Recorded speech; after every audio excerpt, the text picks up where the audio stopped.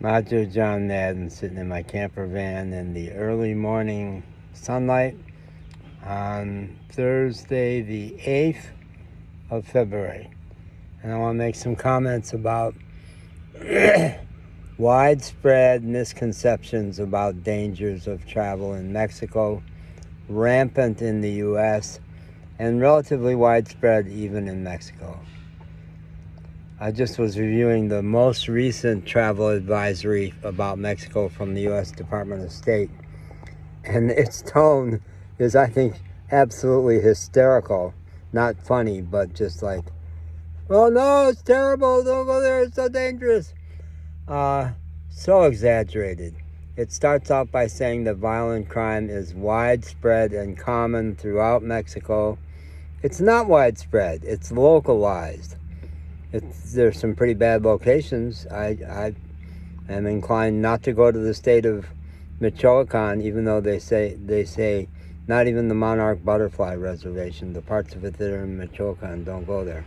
Okay, so maybe there's parts that are not in Michoacan, because that's something I want to do in March. Ooh, March, we're almost there, so maybe I won't. We'll see. Yeah, I actually have plans to go elsewhere in March. Yeah, I think that before I came down here, they were saying that the city of Victoria was dangerous, which certainly is not. And then people there say 10 years ago, yeah, not now. I think that at one point the city of Veracruz, where I am now, which is an exceptionally sweet place, was warned against. Even the people, my first stop in Mexico was the city of Victoria, and the people, the staff at the lovely Hampton Inn, a Hilton property there, about Veracruz, they said, it's kind of rough there. You might want to just scoot around Veracruz. Not true at all. It's my favorite place in Mexico so far. The only place in Mexico so far that I've said, I'm staying. I have these plans to get out to the Mayan Riviera. I've been thinking all along that that's where I would settle. Sounds gorgeous. But it's a long ways away. It's way off the beaten path. It doesn't have easy access to Mexico City or other parts of the interior. El Diamante, where I have friends. No. For the time being, I'm exploring. I've been here 5 weeks, and my plan is to explore to see if I can just make my life work here. We'll see. I don't know.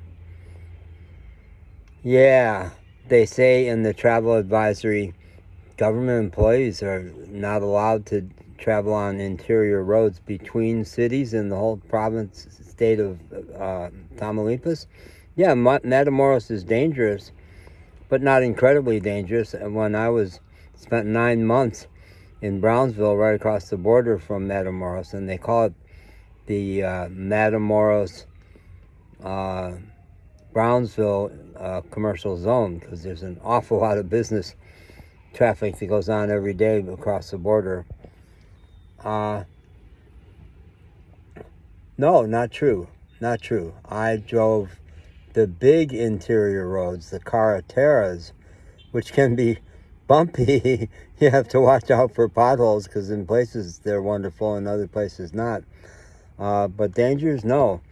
And I spent 3 months, the whole last summer of 23, in the little pueblo of El Diamante, and there's a very major carretera runs through there from Matamoros and the whole Rio Grande Valley down to Central America. It's a major pipeline for big trucks and for people who have a business of taking disabled vehicles from the U.S.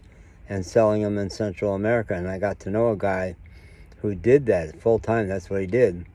And he said that he had once gotten in trouble by getting off the carretera, where their convoy of several people pulling cars got hijacked and threatened. I think somebody got a rifle butt in their belly, but they took all the cars. And he says, but otherwise, stay on this road and you're fine.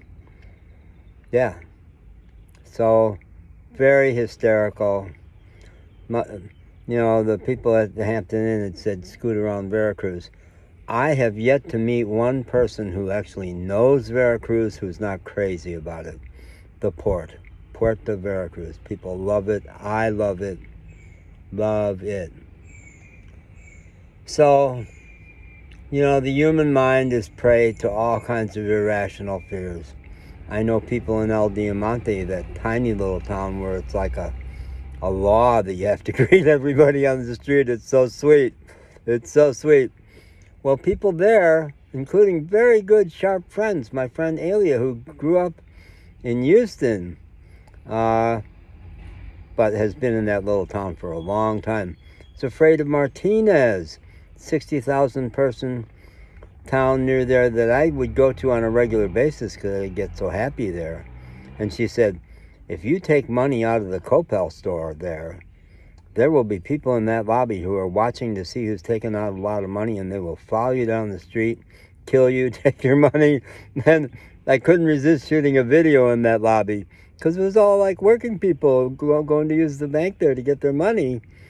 And the video, I said, help me find the hardened criminals in this lobby who are going to steal my money. And it got more hits than any other short I had made because it was so funny, so funny. So the human mind is prone to all kinds of fears. When we're in Course in Miracles says there's two emotional states, love and fear. And when we're identified with the mind, when we're in our little brain, feeling alone and vulnerable and threatened by that big world out there, yeah, we're scared of everything.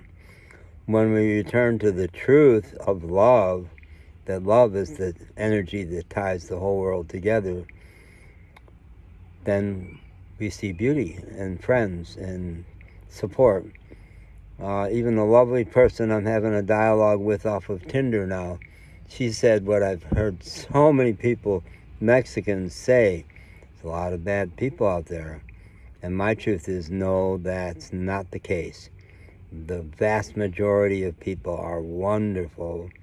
And Mexicans, way more than the U.S., are so sweet and gentle, and they grew up in an environment that was not high crime, was not violent, was not abusive. Most Mexicans have been wonderfully nurtured through their childhood, and they were never taught systematically to be afraid of strangers like kids in the U.S. are systematically taught. So they're not afraid of people, and they engage with you so wonderfully. There's a beautiful podcast, I'll put a link to it, on National Public Radio. The Throughline podcast traces the historical roots of current issues we're dealing with.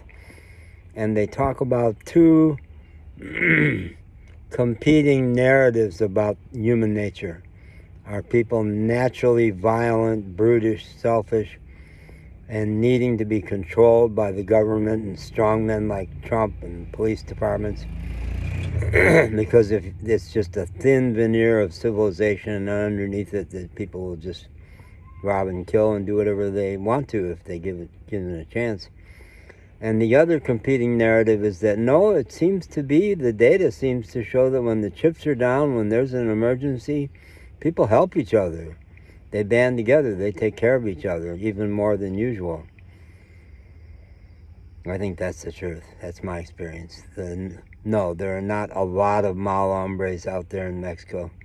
There's a handful. I mostly haven't encountered them. The cops are not crooked, like maybe used to be the case, but they've gotten so organized and so controlled by the government to clean up their acts. They're professional and calm and helpful and friendly and sweet and funny in most cases. In about 13 or 14 visits from police in 10 months, because I drive a big black camper van and park in random places, only 2 have been bad. One was a crew of maybe 5 people. There was something toxic in that crew, and they shook me down. It cost me 1,500 pesos to get away from them. And I was vulnerable because I have no tags.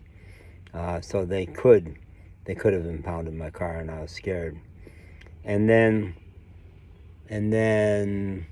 3 nights ago, down in Veracruz City, A municipal cop shook me down. Claimed, I knew it was not true, claimed that I was not allowed to spend my night in the vehicle on the edge of Parque Zamora, which I love, and which I had done other nights.